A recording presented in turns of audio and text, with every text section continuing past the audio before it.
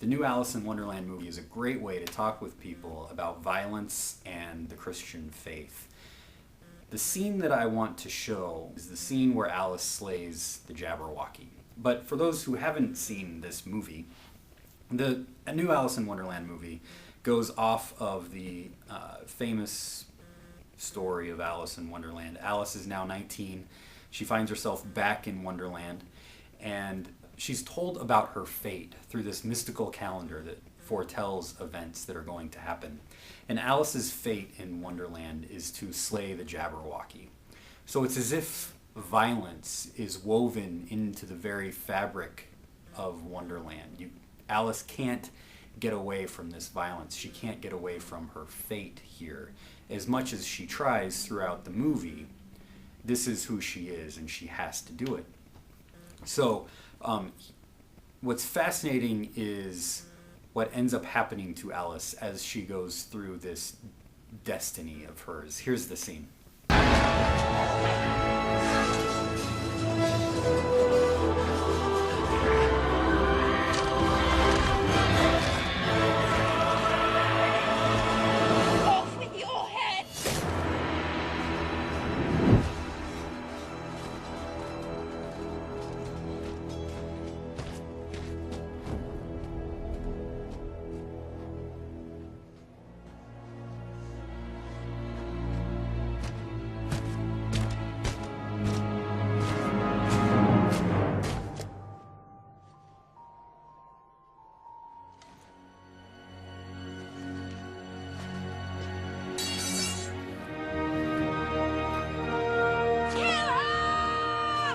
We follow you no more, bloody big head. How dare you! Off with his head! Now, what I think is fascinating about this scene is what Alice says right before she kills the Jabberwocky. And that is, off with your head. Now, who has been saying off with your head throughout the whole movie? The Red Queen. And here you begin to see how violence has this imitative nature. How you begin to mirror your enemies when you act in violent ways. You get caught up in this cycle of violence and you imitate your enemy. So there's a part of the Red Queen that Alice becomes at this very moment. And she chops off the Jabberwocky's head. And when she does this, there's this peace that comes to Wonderland. The Red Queen's army drop their weapons, and they no longer follow the Red Queen. They get transformed, but the Red Queen doesn't get transformed. She continues to ask for violence, and she gets banished, and so does her commander. They get banished together, and then there's a party in Wonderland, and everybody celebrates this banishment, that the Red Queen is gone, and that the Jabberwocky is destroyed. So you're left with this sense that peace has finally been brought about through this violent act. Now, I would describe this story as a myth because it tells us about the human faith in violence to bring about peace. Because violence may bring out a temporary peace, but it doesn't bring a lasting peace. And what I want to do is compare this to two stories in the Bible. The first one is the story of David and Goliath. I mean, Alice in Wonderland is your classic David and Goliath story, so we assume. But there's something different going on here in David and Goliath. So I want to read two short verses from the story of David. 1 Samuel 17, 50-51, and 1 Samuel 21, verse 9. So David prevailed over the Philistine, this is Goliath, with a sling and a stone, striking down the Philistine and killing him. There was no sword in David's hand.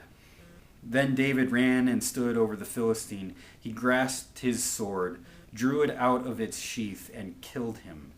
And then he cut off his head with it. So David here, like Alice, ends up imitating his enemy. He uses the same methods as his enemy. The sword to chop off the head. He holds Goliath's sword in his very hand And here David is becoming something of a Goliath. Now the story continues in chapter 21, verse 9, and here we see that David has tried to put Goliath's sword away. He's hidden it. But he has to go back to it because Goliath has become a part of who David is. It says this, the priest said, "The sword of Goliath, the Philistine, whom you killed in the valley of Elah, is here wrapped in a cloth behind the ephod. If you will take that, take it. For there is none here except that one." David said, "There is none like it. Give it to me." So David becomes almost obsessed with Goliath and with Goliath's sword. He can't get away from it. And as opposed to what happens in Alice in Wonderland, where you have this peace, David has no peace. After he kills Goliath, there is a party, but right away, David is in conflict with Saul, who's the king. There's this rivalry, and soon there will be this civil war.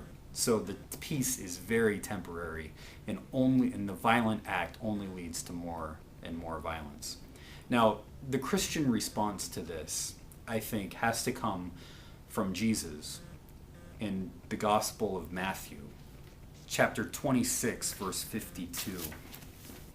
And here you see Jesus talking about swords. He's about to be arrested, and one of those who is with Jesus tries to defend him, and he ends up cutting off an ear of somebody who's trying to arrest Jesus. And Jesus says this, "Put your sword back into its place, for all who take the sword will perish by the sword." Jesus here is trying to provide his community with an alternative way of being, a way that doesn't imitate the violence of the world, but shows the world a new way. And that is the way of forgiveness. Somebody in our group talked about how when Jesus is on the cross, he offers forgiveness in return for all of this violence. This is the only alternative that the world has to the violence within it. So those are my thoughts. Love to hear what you think. Thanks.